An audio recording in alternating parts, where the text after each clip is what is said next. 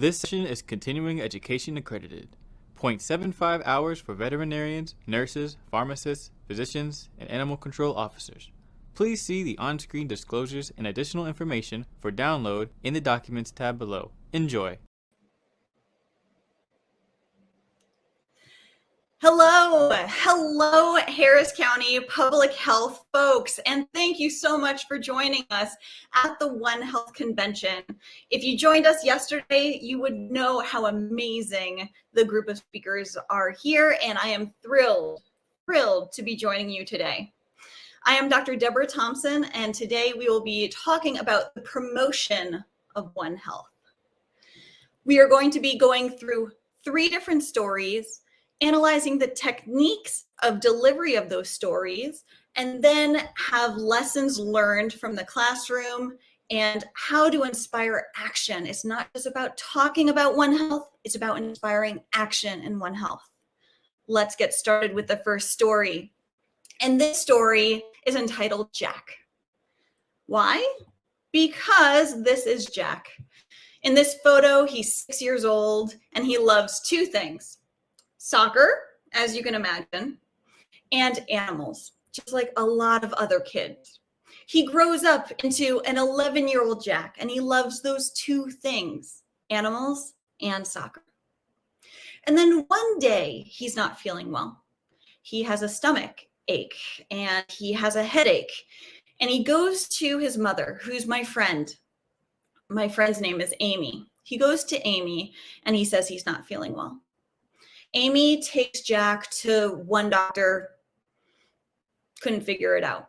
Goes to another doctor, couldn't figure it out. Another doctor. Over a course of 2 years, Jack and Amy saw over 30 doctors, over 30 physicians, and it wasn't until he became wheelchair bound when they finally got a diagnosis. And the way they got that diagnosis is that they found a One Health team. What I mean by that is a veterinarian working with a physician. The veterinarian asked specific questions. What could Jack have been exposed to 1 week, 2 weeks prior to the very first clinical sign? They discovered that Jack was playing with a stray kitten that was riddled with fleas, as some stray animals are. And some kittens, compared to older adult cats, they can have a higher chance of spreading Bartonella or cat scratch fever. And that's exactly what Jack had. So when the veterinarian figured that out, communicated that efficiently with the physician, they started on the correct antibiotics. And truly, that One Health team saved Jack's life. Not only is Jack alive and being able to walk, but he's back on that soccer field.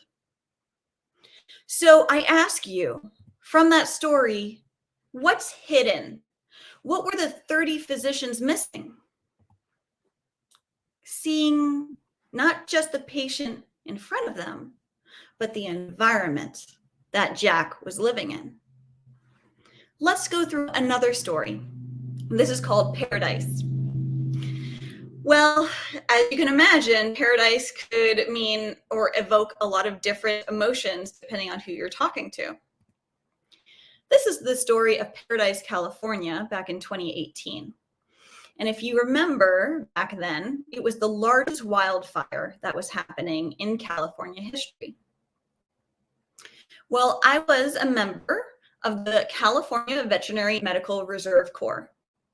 And as an active volunteer member, I was deployed. I was living in the San Francisco Bay Area, and I traveled 200 miles north to the area right next to the source of those flames. And as you can see, I did not trust the air filter in my car. For the entire trip, those 200 miles, I was going through smoke. You see, this is not fog. This is ash. This is not fog. This is smoke. And not too long into the drive, the view started to get darker. This is not too late at night. It's because of the smoke. So I get to this site where I was expecting to find my Red Cross blanket and cot because I was going to start volunteering the next morning. Instead, I found a construction site. I knew that at Chico Airport, that's where a lot of animals were being housed, a lot of animals that we already knew where the owners were, and then a lot of animals that you found at these empty sites. Some of these animals had burns. Some of these animals just simply lost their home. So it was a lot of different animals that we would see. This particular airport, Chico, is a fairly small city in California, and they have just a single terminal airport. And this is the terminal. As you can see, Good Samaritans donated all this extra supply, all of these different cat and dog carriers, truly appreciated. This airport was subdivided into 3 sections. There were administrative buildings on the right side of this picture where the cat sector was. That's where I was stationed. I was responsible for 20 volunteers each day and over 300 animals each day. And on the other side, there was the hangar section, and that's where the dogs were kept. There were the goats and the geese and the pigs. And ultimately, you might be asking, why would a veterinarian be helping in a natural disaster? Well, here's the thing. I remember this woman. She looked about 60 years old, not too old by any means, and she was bald. She was undergoing chemotherapy. And she told me in the cat sector, where there were also exotic animals that I was providing care for along with the other volunteers, that she rushed back to her trailer, her home, to save her rabbits and her parakeets, because that's what she lived for. She goes through all of this mess with chemotherapy. She rushes back while the flames are approaching to her trailer. She wants to save what she lives for, her pets. Some people ask, well, what does it look like inside of these buildings? This is what it looks like. This is where a lot of dogs are kept. You can actually see a little dog peeking out here in the middle. It looked like apartment buildings, like mini cities of these animals, either abandoned or found, or we know where the owners are, thankfully, but they simply can't keep the animals in their shelters, in their human shelters. So I ask you, does this at all sound familiar to you? Can you relate? Now, for people who are in the audience who are not from Houston, this is the Houston skyline. And Texas has been hit very, very, very hard with more than enough hurricanes. So when it comes to natural disasters, what do you see? What do people risk their lives for? And it's not just for their house properties, right? It's also for their family members that they see humans and or animals. Now, this is a picture that I usually speak about with medical students from around the world, because honestly, it doesn't matter where you are on this planet, this story works regardless. What is hidden in this picture? Let's pretend that just out of sight where these arrows are pointing to, there's a farm. And just like here, there's a lot of water runoff. And let's play a role. You are a physician, you are a human doctor. And the next day, after these 2 men are wading through this water, they come to see you because they have cuts on their legs. Can you imagine what could be in this water? Again, it's not just looking at the patient in front of you. It's thinking about the environment. It's thinking about that patient history. It's thinking about what they could have been exposed to. Having a One Health mindset. Last story I wanted to share is entitled Golden Retrievers, because that makes everybody smile, right? Now, I promise you, this is not a bait and switch, because we are going to be talking about policy, but I did not want to have a big, say, slide showing the US Senate or the US Capitol building as the first thing that you see. However, this is an incredibly adorable picture.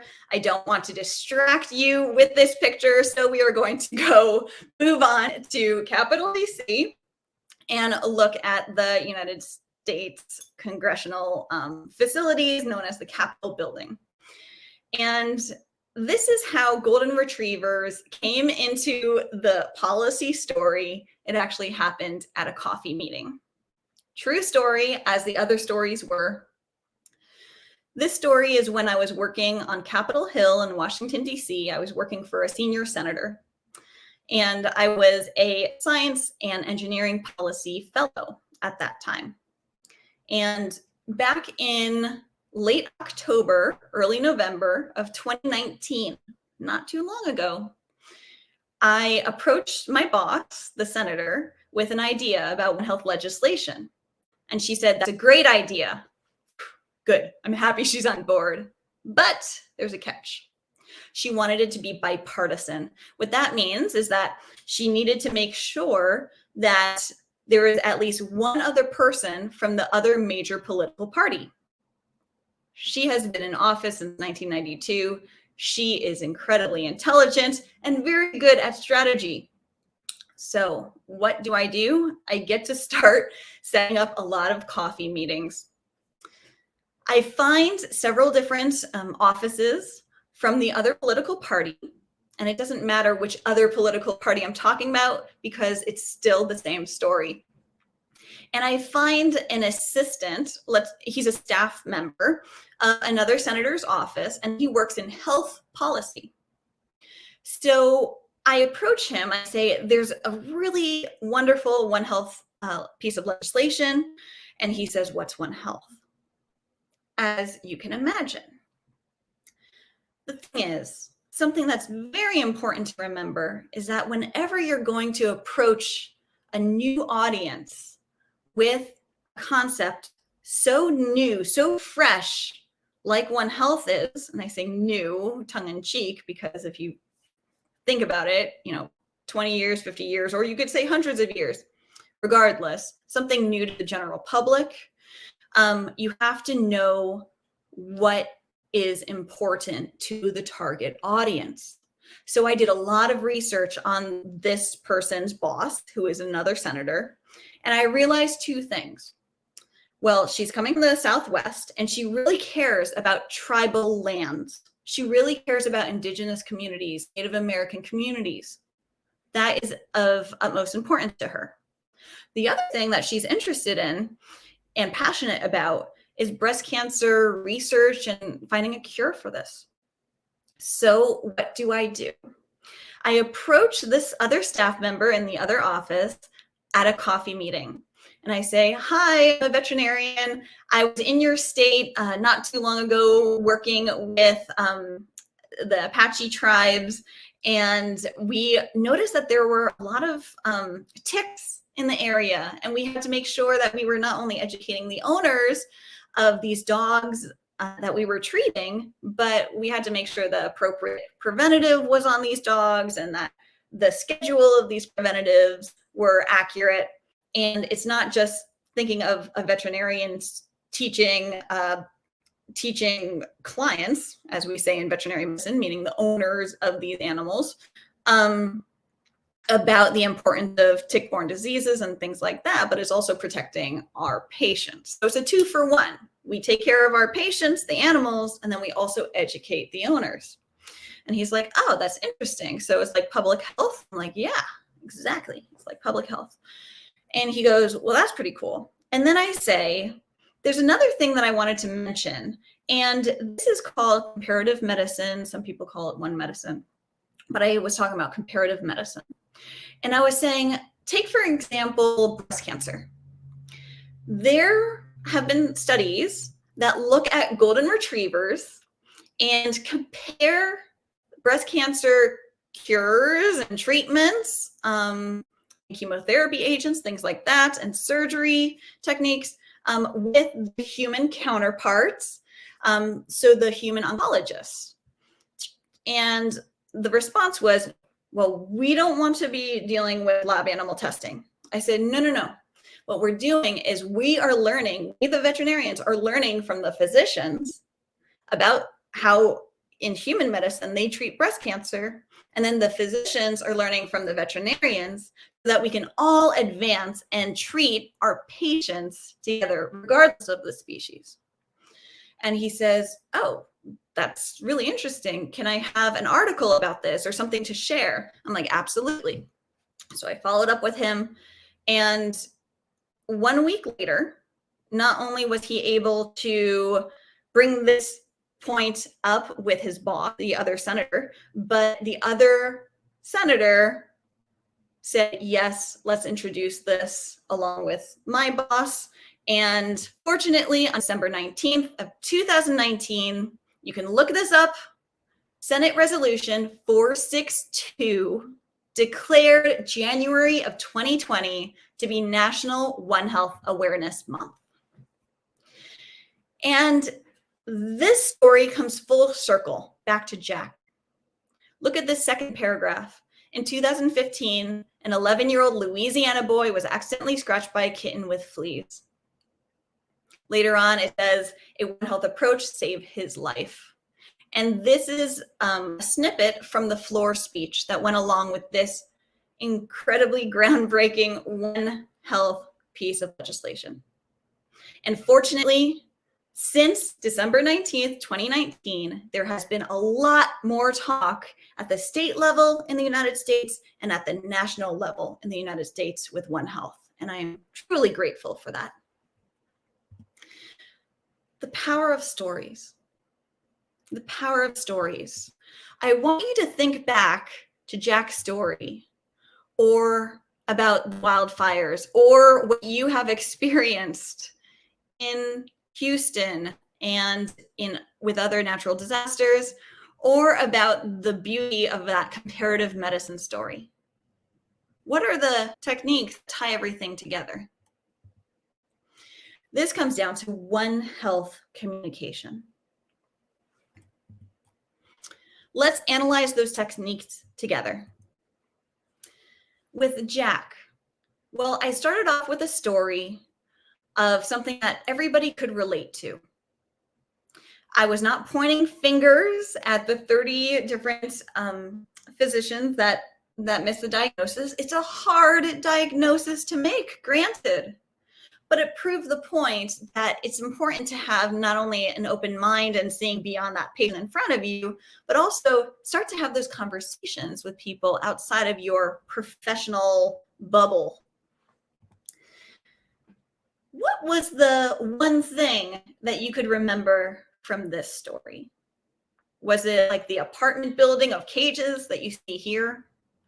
Was it the story of the woman who had chemotherapy and rushed back to the trailer to save her pets?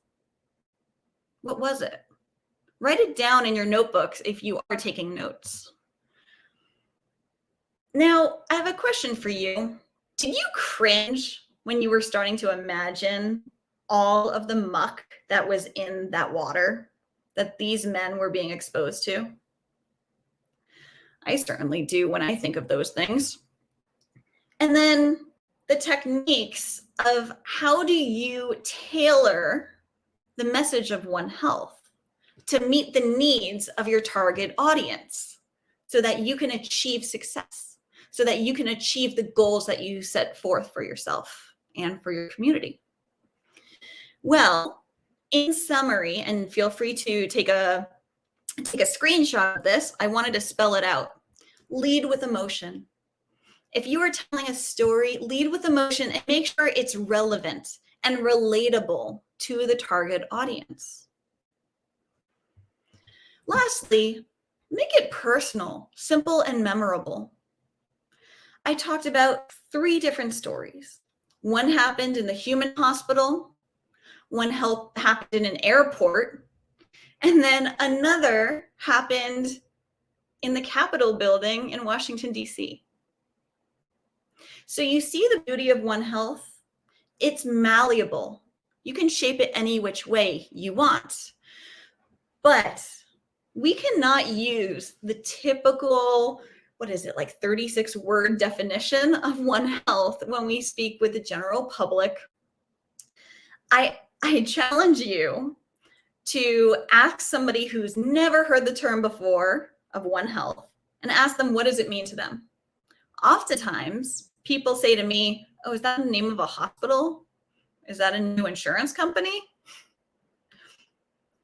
Right? Totally off. So this is how I explain One Health to people who have never before heard the term.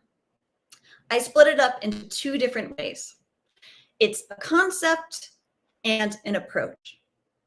The concept, when I speak with adults, is the interconnection of our health and the health of the environment, animals, and plants. Now let's dissect this definition a little bit further. Now I underlined connection and interconnection because if you are speaking with a 6-year-old, as I often do when I teach about One Health through One Health lessons, they don't know what interconnection means. So just keep it as simple as possible. I say it's the connection between our health and the health of the environment, animals, and plants. Actually, sometimes I even cut out plants. Why? Because depending on your audience, sometimes when you're learning something new, you keep it to just 3 things. And sure, I asked the students, what does the environment mean to you? And some of the students can say trees. Some of the students say, oh, it's your surroundings. And I say, it's the combination there. If you are standing out in the forest, then certainly trees are in your environment, right? But in your environment, there could be water, there's air. In my environment, I have windows close by, I have my cat next to me. That's in my environment. And that's what I explain to the children. So again, we say the connection of, and then we go through this, our health and the health of the environment and animals. But I do explain how plants are involved in the environment, and I'll show you that in a diagram a little bit later on. The other thing I wanted to point out is I start with our health. Now, I don't say human health. I don't say public health. I certainly don't say global health. When we're talking with the general public, you have to be relatable. Our health, it means us. We're in this together. It means we are going through the same thing. Once you recognize that human nature is, I say, egocentric or human-centered, then we can start to further the conversation and get people to recognize that, oh, One Health plays a role in my health and the health of my family, like my mother or my daughter. Exactly. You have to get them to feel that it is important for them. Then they can think about their community. So the other thing, and I already explained that environmental component, it's not just the trees, right? It's that water, it's that air, it's your general surroundings. And then animals are in there as well. A follow-up statement that I sometimes use is after I say this concept definition, I say, you know, a sick environment can lead to sick people. And people are like, yeah, makes sense. And then I can take it one step further depending on the audience. And I say, sick animals can cause sick people can cause sick animals. And they're like, yeah, we totally get it. Great. But you don't have to, drive it home for them if they already get it. Now let's talk about the One Health approach.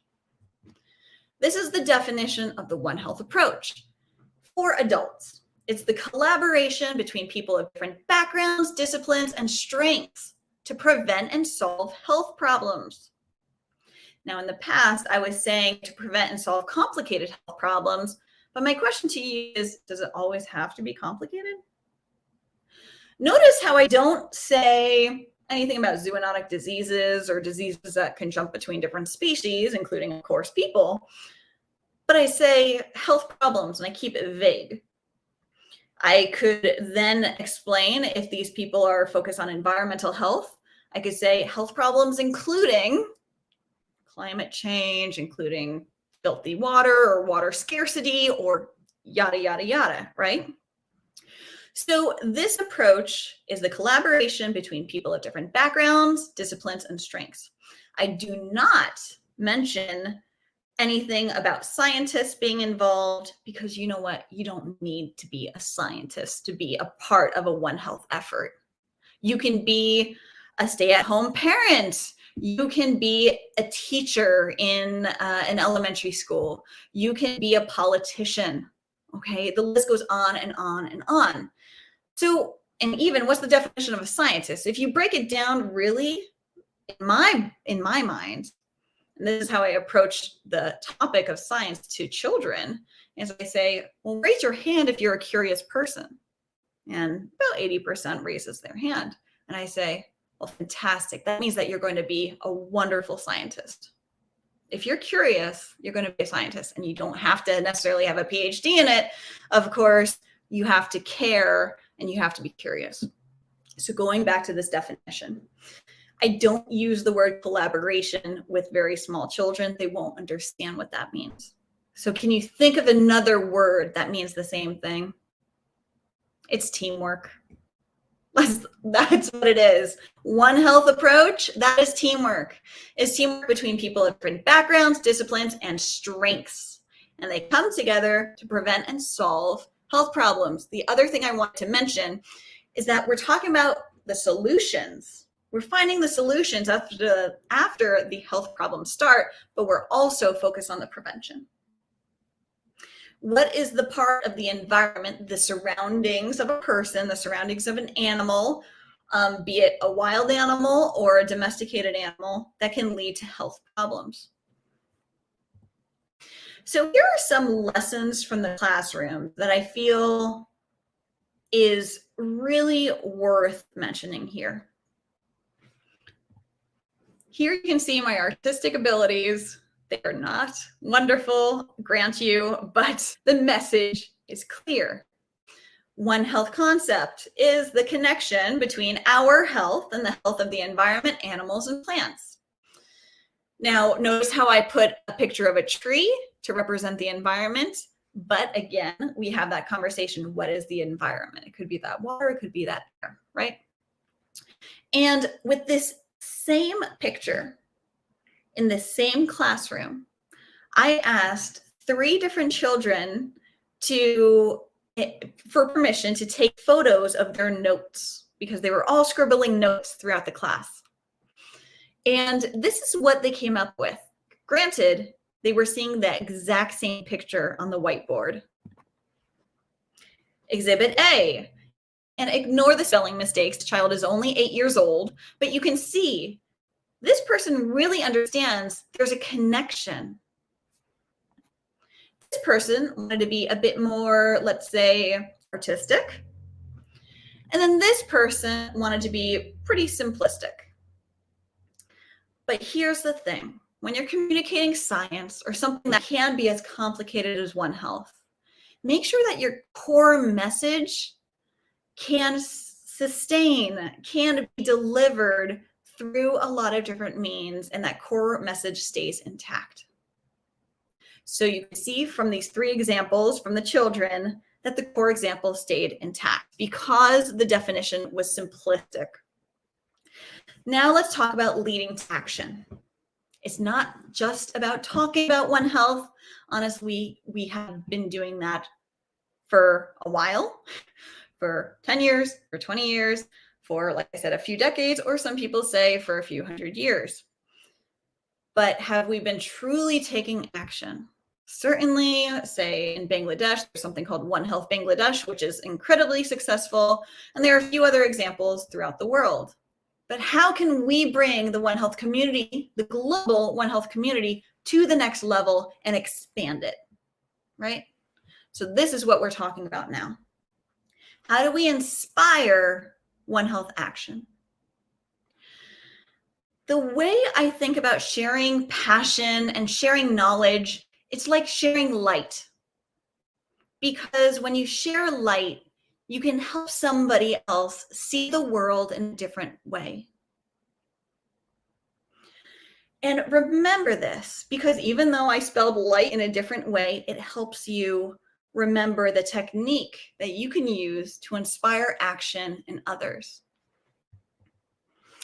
L stands for listen and understand. Understand whom? Understand your target audience. When I speak with the interns that are associated with One Health lessons, I say the best communicators are the ones who are actively listening. Don't be the first person to talk. Read the room. Read the room. And understand what type of vocabulary would be appropriate for that target audience. So listen, absorb, and understand your surroundings. Next, identify the gaps and identify the influencers. Let's break that down a little bit more. Identify the gaps. Steve Jobs has famously said that at the very start, he had to not only identify gaps, but he had to show others that there was a need for something that they didn't even know existed. Right? How can you pitch an idea to fill a gap when people don't recognize there is a gap? There are ways to do it. And the book that I wrote covers those things. But again, we can talk about that during the lobby time after this talk. But identify the gaps. Identify where One Health could help further the conversation. How can having a transdisciplinary or a multi-sectoral, as the fancy definition of One Health is, approach factor into a successful outcome? And it's not just identifying the gaps, you have to identify the influencers. Now, what do I mean by the influencers? That could mean if you're talking to a classroom of students, get the person who is the class clown. Get that person on your side. If you're talking about social media, get the person with the highest following. If you are talking about governments, try to get somebody who is either at the very top of the Senate or the House, or the people who are constantly surrounding those people, meaning the staff members. Get them to care about One Health, get them to be educated about One Health. And to get celebrities who are in all of these magazines across the world to care about One Health. So it's not just identifying the gaps, you have to influence the influencers, so that'll save you time and energy. You have to time it right. You have to time your message right. And here's an example. When I was working in Washington, D.C. as a science policy fellow, and then I was working as a legislative assistant for a short time in the office of the senator, there was somebody who approached us who wanted to talk about the budget for 2023, I think it was. And the timing of that was honestly terrible because we were dealing with cruise ships with the pandemic. It was at near the start of the pandemic, right? Or at least the recognition of the start of the pandemic. So that timing was really quite terrible. So know your audience, know what, of course, they're passionate about and what are the gaps that they might have, but also time your message appropriately. Don't be that person who came to talk to us about a budget for a future year when we're dealing with trying to put out that metaphorical fire with the pandemic. Last but not least, educate. Don't bother trying to convince somebody. And there's a difference between educating and convincing. If you try to convince somebody, regardless of the age that you're speaking with, they will know that you're trying to persuade them or convince them to do something. Go in with an open mind. Not only do you understand the audience and you're timing this message right, but you're coming with an objective perspective. You say, One Health is important for this community because this example from last year, it could have been solved a lot more effectively and efficiently by having this person involved with this person, and then they collaborate to do blank, right? So have those stories at the ready, but also focus on, this is the material I'm giving you. It's up to you to take action, but this is not only the facts, but this is how it could be impactful for your community and for the people you care about, your family, for instance. Let's go through an example, okay, with one last story. This is the story of One Health Lessons. It's the organization that I started that inspires children and adults around the world to value One Health. And I have to say, it has been quite an adventure. And I am so grateful. If there are any interns who are listening in, thank you for all of your efforts, because it truly is a team effort. So this is the story of One Health Lessons. In the beginning, back in 2001 or so, that's when I started teaching. I was teaching mathematics, I was teaching music, and I was teaching English language learners. Now, my age groups that I was speaking with and teaching, it was anywhere between the age of 5 years old and 65 years old. So a wide range. And I knew what worked and what didn't work in the classroom. Then I was fortunate enough to go to veterinary school, and I identified a gap, because when I first went to veterinary school and I heard about One Health, I thought two things. Number one, my life finally made sense. And number two, why didn't I know about this 20 years before? I ask you, if you knew about One Health 20 years before today, what choices would you have made that were different? Would you have recycled more? Would you have picked up the litter from outside more to make sure that the wildlife don't come closer to people, and people can't make animals sick and animals can't make people sick, for instance? And then also, I identified the influencers. After veterinary school, I got back to teaching. I was listening to the needs of the students, listening to podcast news, reading a lot of articles, of course, and conversing with colleagues at universities, etc. But here's the thing, I was timing it right. For years, since 2016, I have been teaching One Health to children and adults. What happened is, after veterinary school, I went into clinical medicine, and I did my 10 to 12 hour work shifts, as we do in clinical medicine. And then to relax, I used to go home and create lessons for children and adults about One Health. And then on my days off, I used to go into classrooms and teach these lessons. And that was going on for years. And in January of 2020, I asked a friend of mine to connect me with none other than Dr. Barbara Natterson Horowitz, the keynote speaker from yesterday.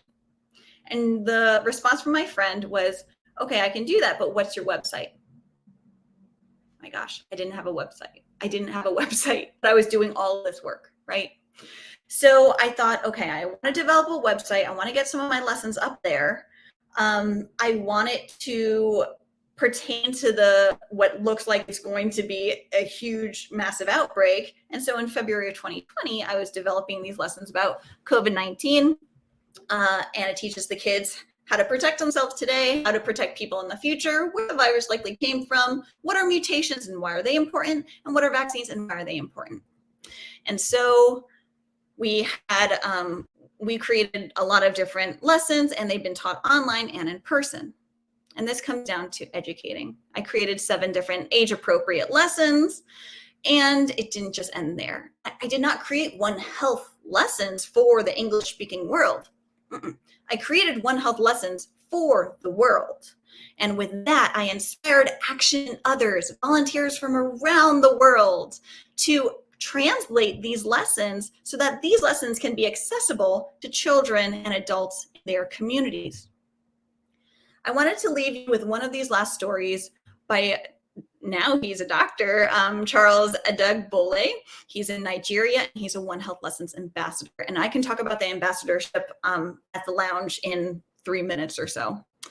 But Charles took it upon himself in Nigeria to go through the trainer program through One Health Lessons, called the Lesson Leaders Program, and then eventually he became an ambassador. He got 20 of his friends together at his veterinary school and taught them how to teach these lessons. So there were 20 people who went out to these schools and taught about One Health. Over a course of 2 weeks, they taught over 2,000 children. So I ask you, can this happen in Houston? Can this happen elsewhere? One Health can truly save the world, and just go for it. If you're inspired by this talk, wonderful, but don't just stop there. Take action. Sometimes it's hard to create something from scratch. But you know what? That's how the world moves forward. And taking this very last moment to share with you one of my favorite quotes. It's by a NASA astronaut named Karen Nyberg, and she says, every single part of the earth reacts with every other part. It's one thing. What do you think her background is? She says it's one thing. She's a mechanical engineer. Why would a mechanical engineer say every single part of the earth reacts with every other part? It's one thing. My guess is that she looks out onto our beautiful planet and she sees this very fine line. And that's what's protecting us, regardless of where we are on this planet. That's what we depend on. And it takes a global village to move forward and practice the One Health approach and have a One Health mindset in order to save lives, human, animals, and plants around the world. I look forward to discussing further in the lounge just in a few minutes. Thank you very much for this opportunity. Onwards and upwards. I'll see you later.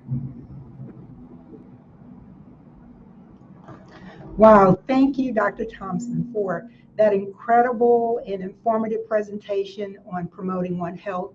I accept your challenge, and I'm very motivated to spread the word about One Health. Now, if you want to chat with Dr. Deborah Thomson, click on the lounges in the navigation panel to the left, or head back to the lobby to pick a breakout session to attend. If you're here for continuing education credits, remember to complete the evaluation after you finish your selected sessions. Now, thank you for coming.